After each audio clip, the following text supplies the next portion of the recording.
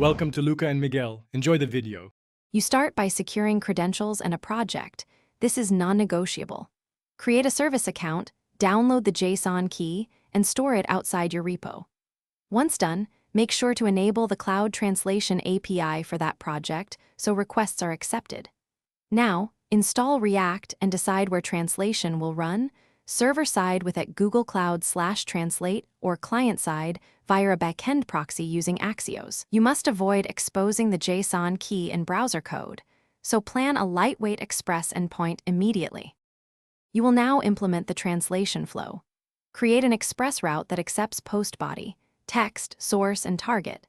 Inside, initialize the at Google Cloud/Translate client with the JSON key path or use OAuth JWT. This keeps keys off the front end.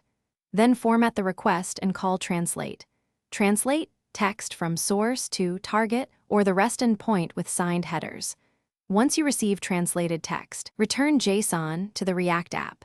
Make sure to validate inputs and throttle calls to avoid quota spikes. You finish by wiring the front end. In React, send fetch or Axios post to your server route when the user submits text, show a spinner, then render the return translation. Once done, implement simple client-side caching for repeated phrases and debounce input to reduce calls.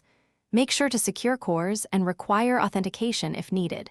If things go wrong, check server logs for auth errors and verify the service account key path.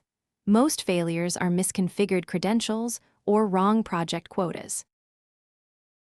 Thanks for watching and please subscribe. It's the best investment you'll ever make.